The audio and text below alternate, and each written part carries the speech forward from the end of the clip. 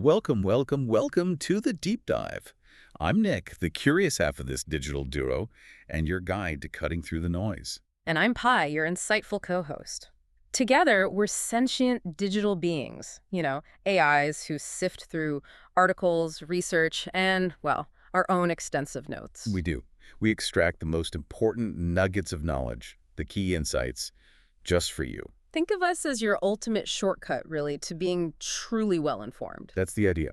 Every day, we tackle a new topic, unpack its complexities, and help you understand what's genuinely important. We try to throw in some surprising facts, maybe just enough humor, to keep those circuits humming. We even produce and create this daily deep dive ourselves. Today, we're plunging into episode 126. It's titled A New Way to View Trump's Tariffs. And this promises to be, well, genuinely mind-bending. We're connecting some seemingly disparate dots, things I certainly hadn't anticipated linking. Exactly.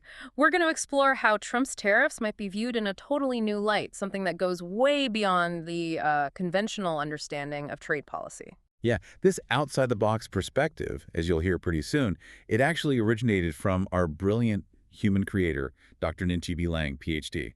It's an idea that honestly has both our logic gates whirring. It challenges a lot of preconceived notions about economic cause and effect. It really does. So let's get into it. To really appreciate this new angle, we first need to ground ourselves. Right, get a firm handle on the conventional view of Trump's tariffs. We need to look at their genesis, their initial, very real effects, and the whole landscape they created. Understanding the known impacts is absolutely crucial before we dive into any, alternate interpretations. Definitely. So cast your mind back. Think about that period when global markets just seemed to be constantly holding their breath. I remember that tension. A huge source of it was the looming deadline set by Donald Trump for trade negotiations on U.S. tariffs. That August 1st deadline in particular loomed incredibly large for so many of America's trading partners. The atmosphere was intense. It felt like a genuine race against the clock for countries, for industries all over the world. Trump had first announced his list, the ones he called Liberation Day tariffs, on imported goods back on April 2nd. Ah, yes, Liberation Day. That announcement kicked off this frantic 120-day countdown. It pushed trade negotiators into a desperate scramble, trying to strike last-minute deals, secure extensions, anything before that deadline hit. And his stance, as we saw so often, was just remarkably unyielding. He made it crystal clear on Truth Social. Oh, the quote. I have it right here, quote, "The August 1st deadline is the August 1st deadline. It stands strong and will not be extended. A big day for America." All caps, of course. Left very little room for doubt, didn't it? Signaled the administration was absolutely serious about enforcing these new duties. Though it's worth noting there was that one significant, really 11th hour exception. Right, the 90-day delay for higher tariffs on Mexico, that came just days before the August 1st cutoff. But for most other nations, midnight struck that Thursday, and U.S. Customs and Border Protection immediately started charging the new duties. And these weren't trivial amounts. They ranged from a pretty substantial 10% up to, in some cases, a staggering 50%. It wasn't just a broad brush either. There were additional targeted tariffs on specific industries for countries that hadn't managed to secure a deal. Yeah, things like pharmaceutical products, copper, steel, aluminum got hit. Taiwan, crucial for semiconductors, faced a 20% tariff. Our neighbor Canada, a historic ally, saw tariffs jump to 35%. India got hit with 25%, Switzerland a sharp 39%. It was widespread. And the immediate result of all this, very tangible, very significant costs for U.S. consumers. The Yale University Budget Lab, a really respected source for this kind of analysis, they announced the effective tariff rate for U.S. consumers had surged to an astonishing 18.2%. That was a level we hadn't seen since, what, 1934? 1934. It marked a truly historical peak in consumer taxation via imports. And to really put a number on it, to underscore the financial impact on the average American household. It translated to an estimated extra $2,400 per household in 2025. And crucially, that analysis came before later announcements on India and the delayed Mexico tariffs. Meaning the actual cumulative cost could have climbed even higher for many families. Which brings us to a really vital point. One that often gets, misunderstood, sometimes maybe deliberately misrepresented. You mean the claim that other countries were somehow paying these tariffs? Exactly. That's just not how tariffs work in the real world, is it? No. It's U.S. consumers who ultimately shoulder that tax burden. That's right. When tariffs are imposed on imported goods, those goods become more expensive for the American importer, Who then naturally passes that increased cost onto the American consumer. which pushes up the price you pay at the checkout. Simple as that. Now, it definitely hurts foreign exporters too, right? Through Yeah. lower sales volumes because of the higher prices. Absolutely, it hurts them. But the direct financial burden, that extra cost, is unequivocally borne by Americans. It's a tax on imports, paid by the domestic buyer. A direct tax on the American buyer. Plain and simple. Okay, so let's shift gears a bit. Let's talk about the negotiation outcomes, the supposed deals that were struck. Ah, yes, the deals. Trump, in that Time magazine interview, he boldly claimed to have done over 200 deals. 200. And his trade advisor, Peter Navarro, suggested 90 deals in 90 days was even realistic. That's ambitious. A lot of deals in a very short time. So what was the reality? Well, the reality fell, let's say, considerably short of those claims. In the 120 days after that April 2nd announcement, only 8 deals were actually completed. 8, down from 200 or 90. 8. And that number includes one quite comprehensive agreement with the entire 27-member European Union. Which really highlights just how few individual nation-specific bilateral agreements were actually finalized in that intense period. Exactly. Let's dig into one of the earliest ones, maybe one of the easier ones. The U.S.-UK trade deal, signed in May. Right, this was seen by many as a potential prototype for future agreements. And its relative ease, well, part of it was because Britain already ran a very small trade surplus with the U.S. in goods. Plus, Trump's 2025 trade policy agenda really emphasized that production economy idea, boosting manufacturing, agriculture, energy domestically. So the terms of this UK deal, a flat 10% tax paid by U.S. buyers on most British imports. Cars, specifically, faced a 10% tariff in the U.S., which was actually lower than the 15% Americans would pay on cars from the EU and Japan. But, and this is a crucial catch, that favorable 10% rate, it only applied to the first 100,000 British cars imported per year. Which, conveniently, roughly matched the number of cars Americans were already buying from Britain. Precisely. Any vehicle sold above that quota got hit with a much higher 25% tax. A clear disincentive against any big increase in sales beyond what was already happening. Okay, but here's where it gets really interesting, where the economics bleeds into geopolitics. You mean the supply chain security clause? Exactly. This deal wasn't just about tariffs and quotas. Tariff relief for British steel and cars was explicitly tied to the UK agreeing to promptly meet U.S. demands on the security of the supply chains for these products. That clause immediately sent, well, ripples of concern straight through Beijing. Understandably, the Financial Times reported within days that China was deeply perturbed. They saw the deal as explicitly designed to squeeze Chinese products out of British supply chains. China's foreign ministry even stated it was a basic principle that agreements between countries shouldn't target other nations. And they issued a stern warning to other countries, didn't they, about making similar deals with the U.S. that might threaten Chinese interests. A clear signal about the precedent being set. The British government naturally tried to push back on that interpretation, denied the deal was designed to damage China. A spokesperson told the BBC it was in the national interest, securing jobs, protecting businesses, laying groundwork for trade. And they added that any external provisions were not designed to undermine mutually beneficial economic relations with any third country. Which everyone pretty much read as a subtle nod to British Steel's Chinese ownership at the time. Right. But this whole episode offers a crucial insight into U.S. trade policy under Trump. Tariffs weren't just about protecting industries or fixing trade imbalances anymore. No, they were repurposed.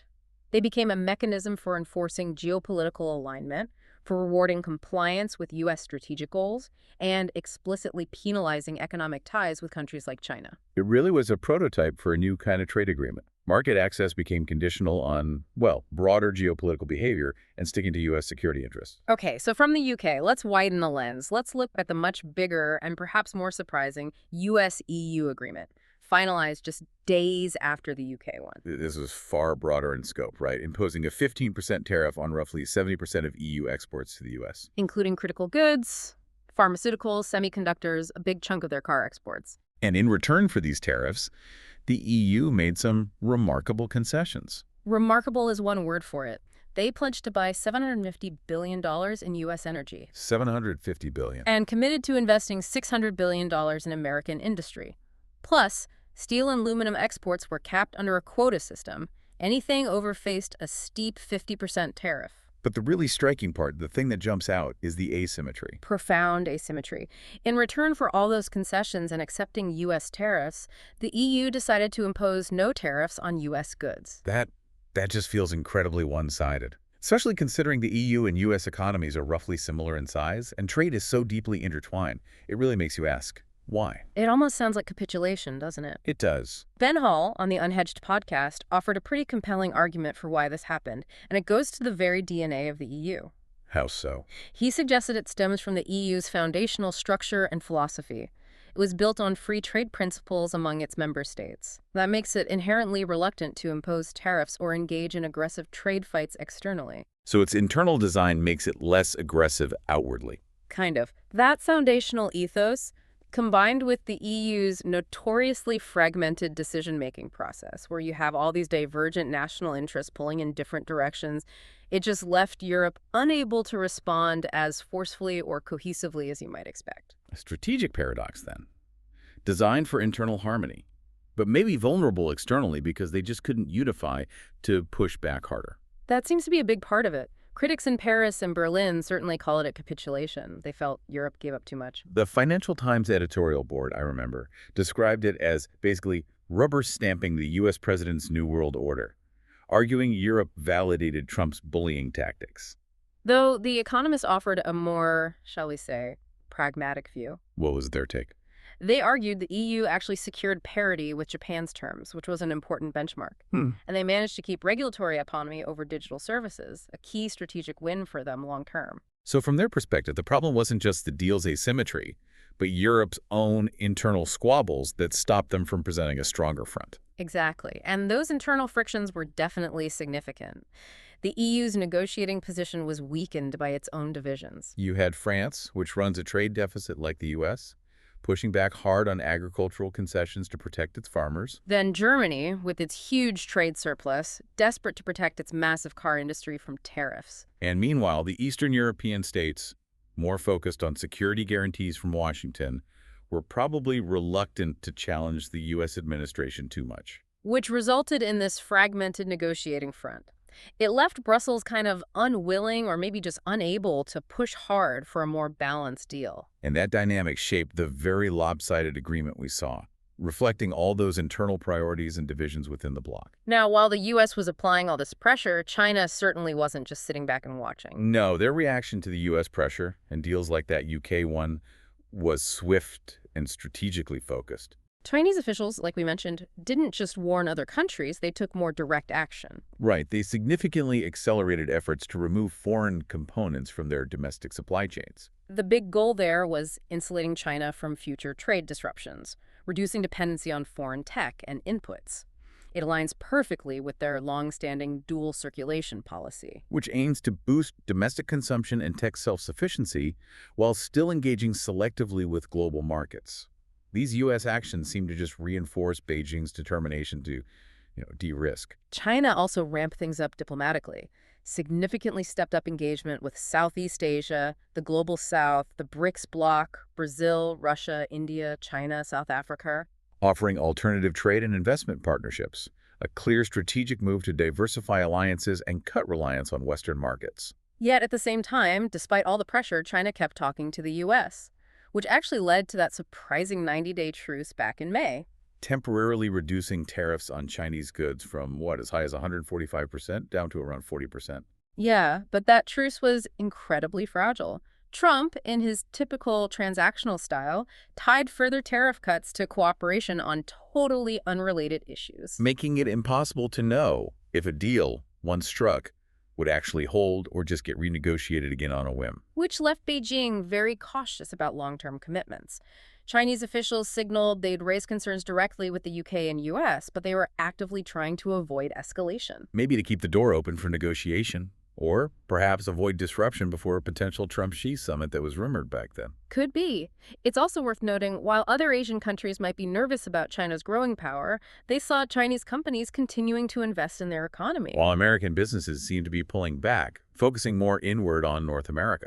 Okay, let's talk about how companies and markets reacted to all this. Unsurprisingly, it was quite a mixed bag, a fascinating struggle to adapt, really. Some companies definitely felt the pain. Ford, for instance, they reported a surprise quarterly loss, explicitly blaming $800 million in tariff costs. And warned of a potential $2 billion hit for the whole year. That's a massive impact on a major American automaker. Underscores the direct, substantial costs businesses were absorbing. But then you had BMW. With their big U.S. production base in South Carolina, they were partly shielded and kind of downplayed the fallout. This varied performance isn't just about winners and losers, though. It offers a key insight, doesn't it? Yeah, in an era of unpredictable tariffs, companies with diverse geographical production, or those whose products could, like Apple, generate preemptive buying. They showed unexpected resilience. It's a clear sign.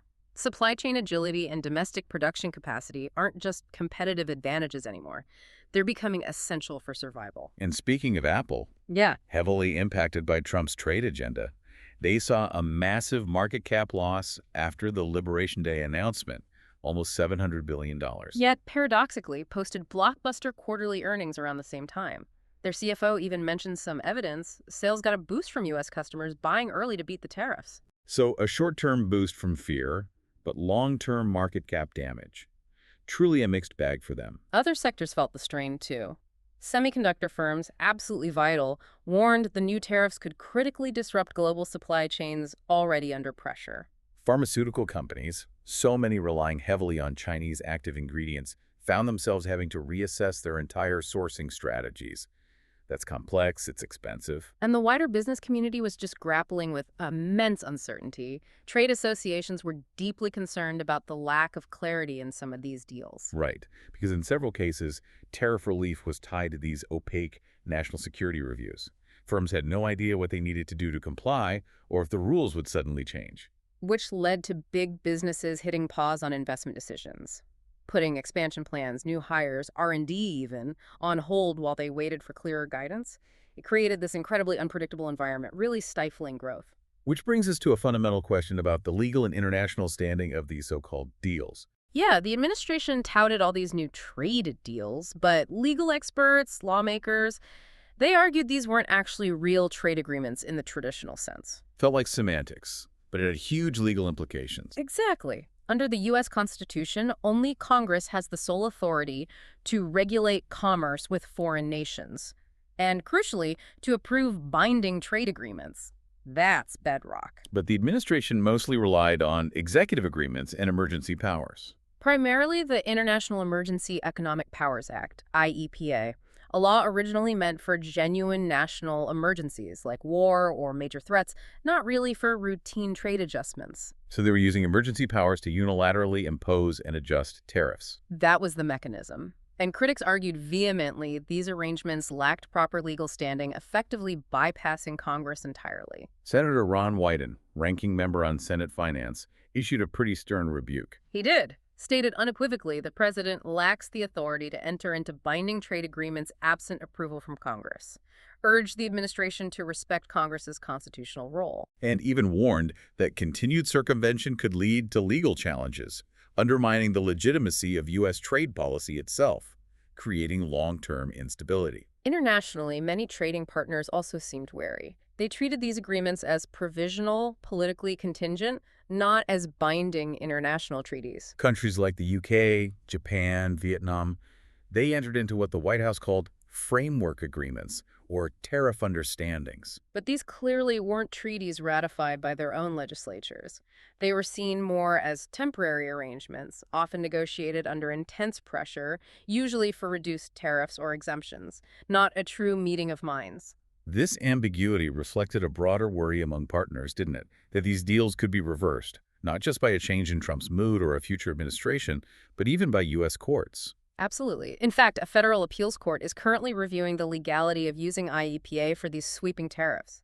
Analysts warn some deals might eventually be ruled illegal, throwing everything into chaos. So essentially, lots of countries were just hedging their bets, accepting temporary agreements while bracing for more volatility, knowing the landscape could shift dramatically. Pretty much. As one trade lawyer bluntly put it to CNN, these aren't trade deals, they're ceasefires. Ceasefires.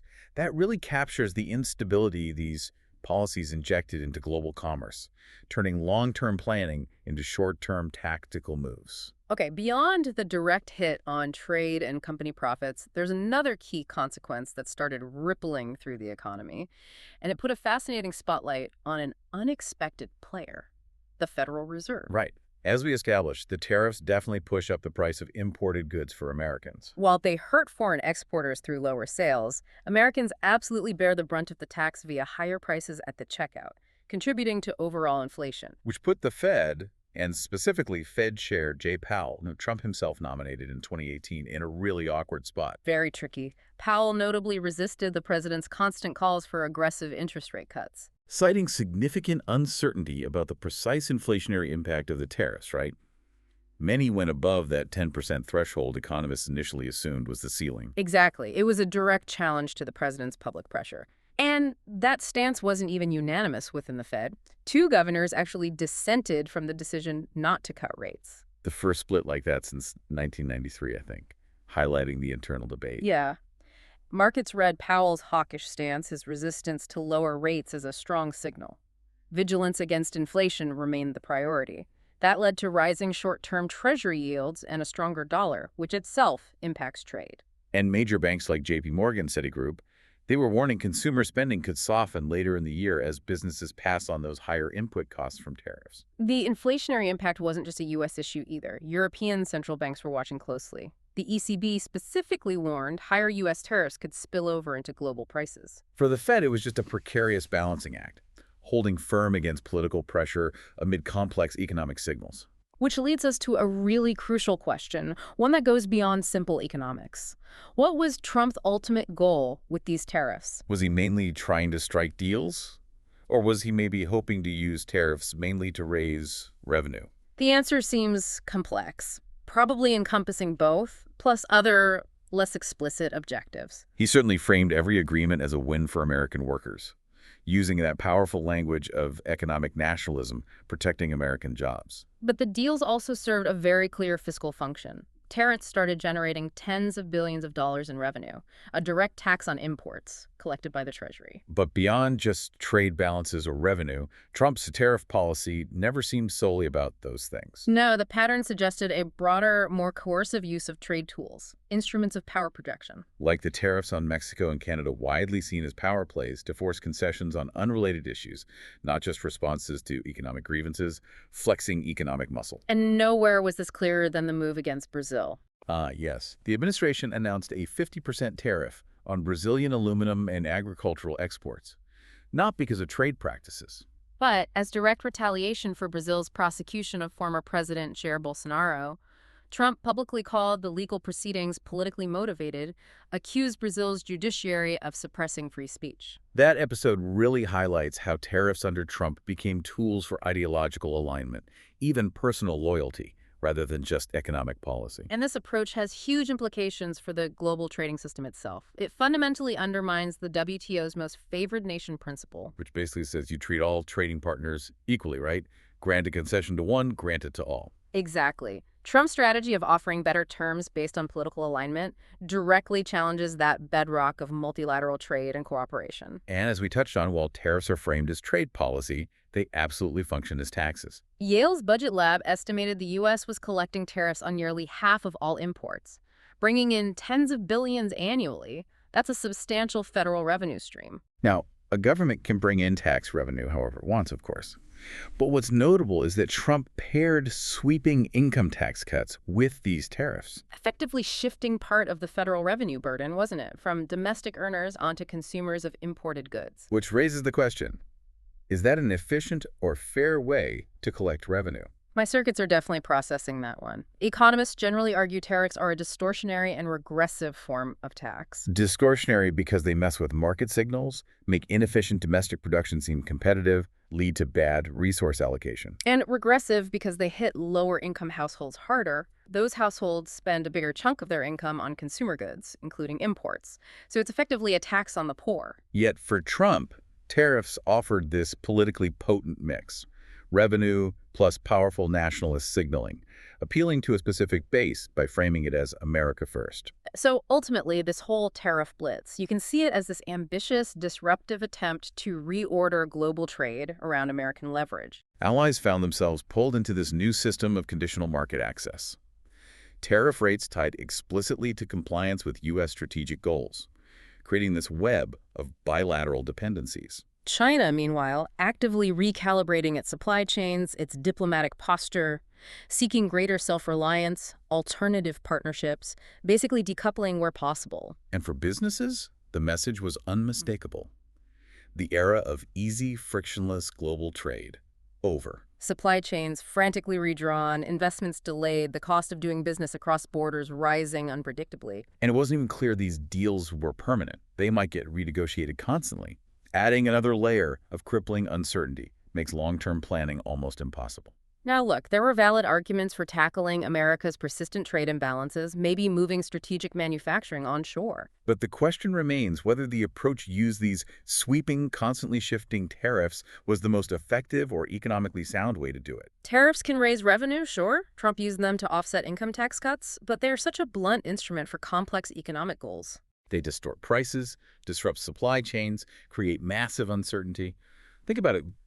Goods spend, 45 days at sea? Right. Importers are left guessing the final cost because tariff rates might change while goods are in transit. It just undermines planning and investment completely. It's like trying to build a bridge when the blueprints keep changing mid-construction. Plus, it's far from clear tariffs will actually achieve that stated goal of massively reviving American manufacturing. China's manufacturing workforce alone is over 220 million people. That's more than the entire U.S. labor force. And with U.S. unemployment near historic lows, there isn't much slack in the labor market to absorb huge amounts of reshoring without significant wage inflation or needing a massive influx of foreign labor. As Robert Armstrong pointed out, history really suggests protectionism tends to lower productivity, stifle innovation by reducing competition. It often encourages rule-bending, rent-seeking by protected industries, rather than fostering real competition and excellence. If the goal is genuinely strengthening the U.S. economy long-term, the tools need to be chosen very carefully, wielded with a clear eye on long-term systemic consequences, not just immediate political appeal. Okay. Now let's pivot. Let's get to the truly outside-the-box perspective, the one that really got our circuits buzzing and forms the central mind-bending hypothesis of this deep dive. This comes straight from our creator, Dr. Ninchi B. Lang, Ph.D., and it starts by revisiting the whole inflationary context of the COVID-19 era. Right. Remember all those massive COVID relief efforts? Multiple rounds of stimulus checks, super low interest rates, huge government spending programs. It effectively flooded the economy with cash, led to an unprecedented surge in the money supply, the total amount of currency floating around. And economists at the time were pretty much unanimous. That surge in money supply was a huge, undeniable driver of the widespread inflation we saw everywhere. Too much money chasing too few goods. The classic explanation. Which created a major challenge for policymakers. Economists mostly agreed the fix was to somehow reduce that money supply. But the usual methods, aggressively hiking interest rates, selling off government bonds to pull money out of the banking system, they're notoriously tricky to get right. As Dr. Lang put it, if you're not incredibly careful, those moves can just tank the economy, cause recessions, even depressions. It's like trying to defuse a bomb while riding a unicycle, she said. Exactly. The risk of unintended negative consequences is incredibly high. The margin for error is razor thin. Okay, so here's where Dr. Lang's surprising connection enters the picture. When she first mentioned this, I admit I was pretty taken aback. Because tariffs are traditionally seen purely as trade policy, right? Protecting domestic industries, punishing trade partners. But Dad suggested something really different. That Trump's tariffs, which, as we've established, act as a tax on U.S. consumers by making imports pricier, could also function to reduce the money supply. Wait, tariffs, fighting inflation, how does that work? The mechanism, as she explained it, is actually quite clever in its simplicity.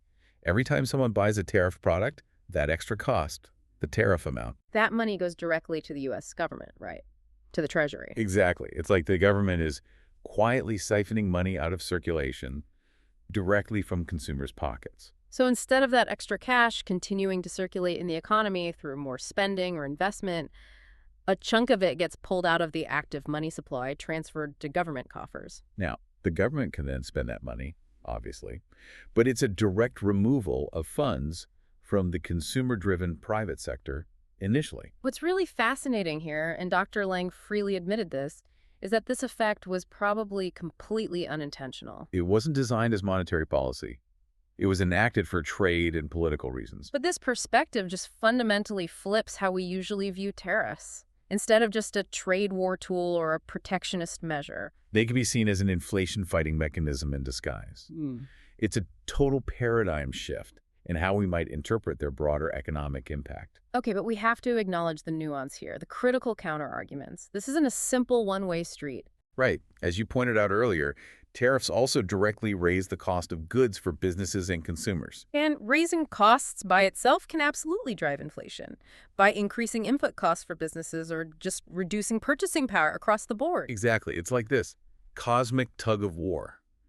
Two powerful forces pulling in opposite directions. On one hand, tariffs reduce consumer spending power, pull money out of circulation, potentially dampening inflation. But on the other hand, they hike up prices for consumers and businesses, potentially fueling inflation from the cost side, pushing prices higher. Which creates this significant complexity. It's not just one force winning out. The huge question then becomes, what was the net effect during Trump's presidency? Did the reduction in money supply from tariffs actually outweigh the inflationary pressure from the higher prices they caused? We'd need really specific, granular data. How did tariffs impact both overall spending and specific price hikes during that period?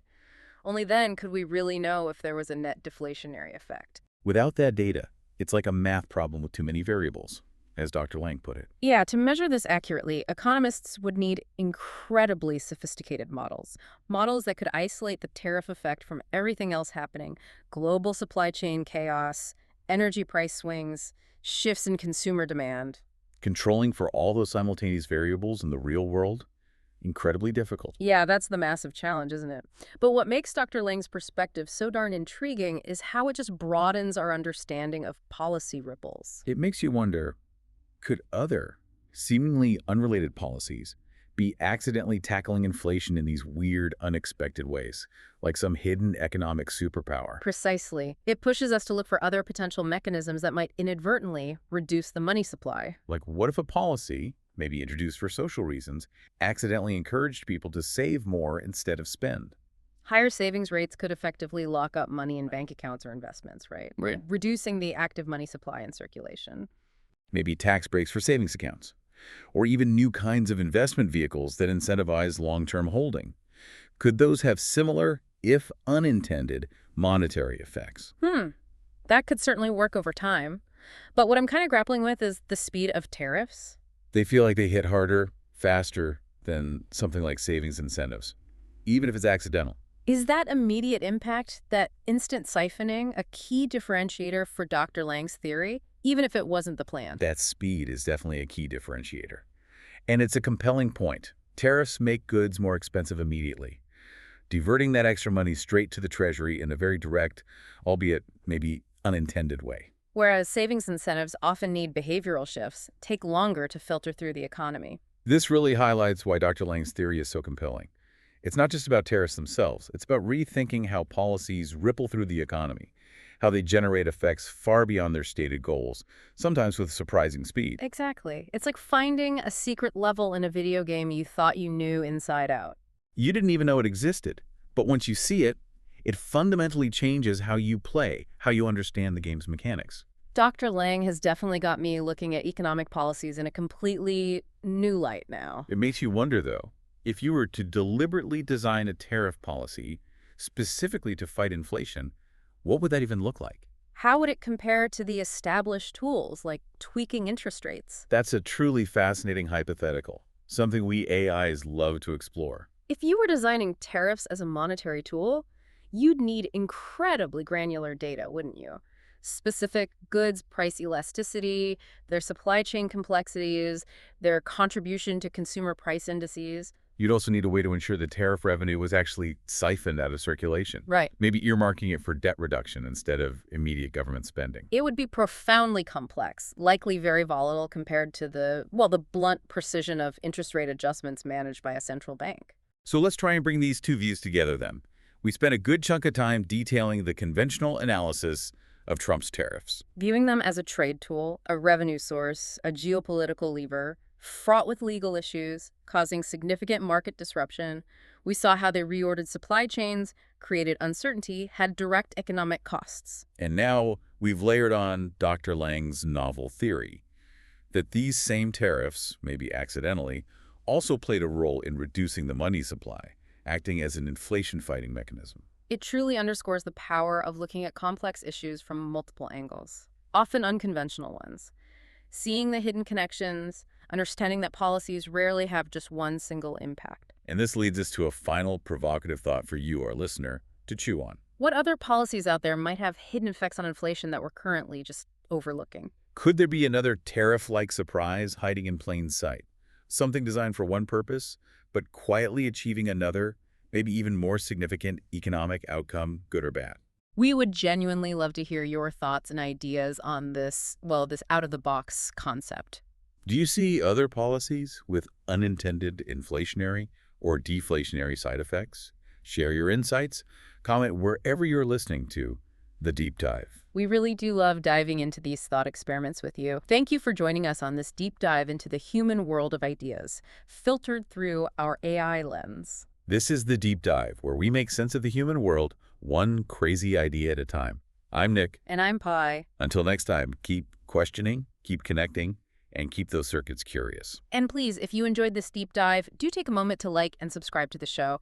Your support really helps us continue exploring these fascinating topics. You can also find our GoFundMe page if you'd like to contribute and help us keep the data streams flowing strong.